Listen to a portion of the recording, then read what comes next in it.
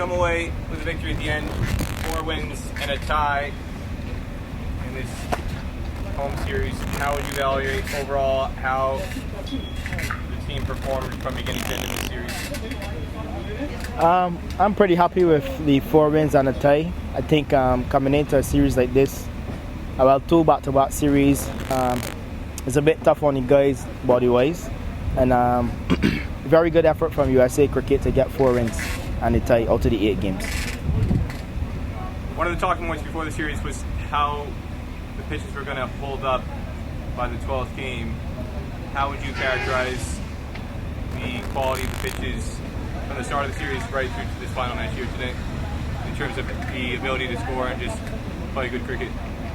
I think the wicket was good. The wickets were good. Obviously, it shows in the results as it relates to batsmen. I think a lot of batsmen got scores, 50s and a couple hundreds as well. So definitely a good wicket.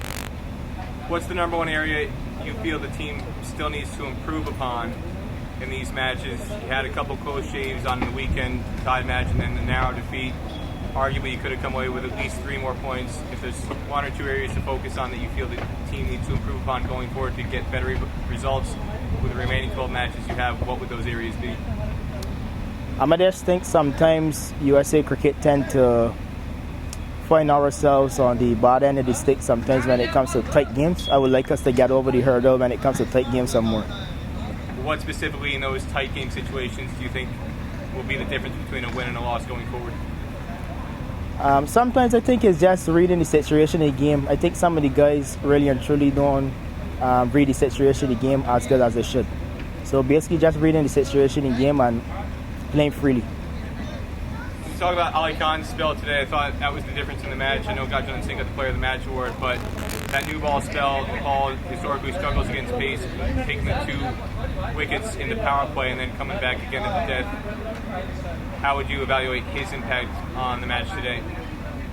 Definitely, it's always good to have Ali in the team. Good energy, a very experienced bowler. We love having Ali in the team, and I think it was a really good spell today from him.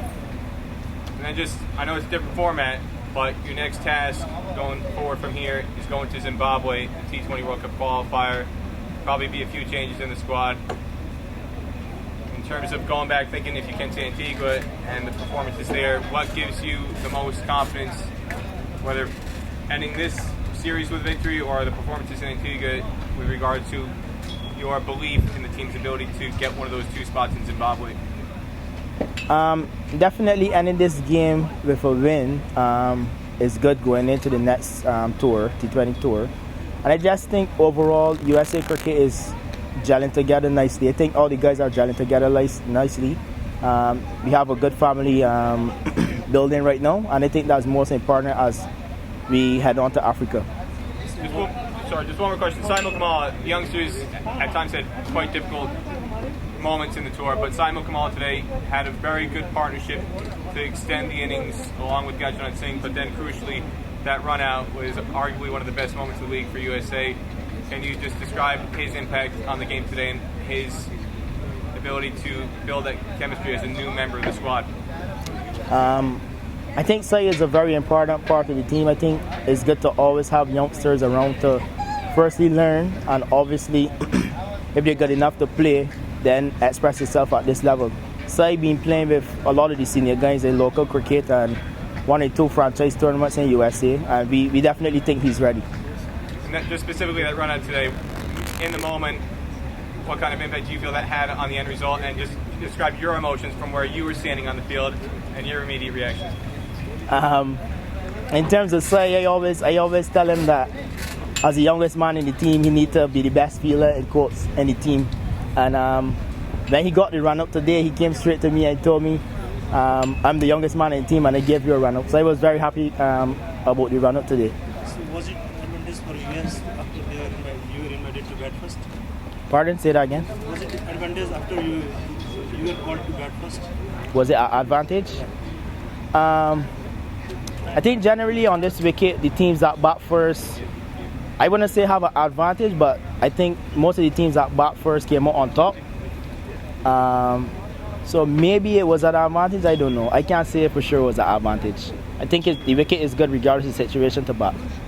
So coming into into this series, Nepal and US were head-to-head on points, and they were vying to get into the top 5 and then ultimately the top 3. So, how do you see both these teams qualifying into the World Cup qualifiers, that is top 3?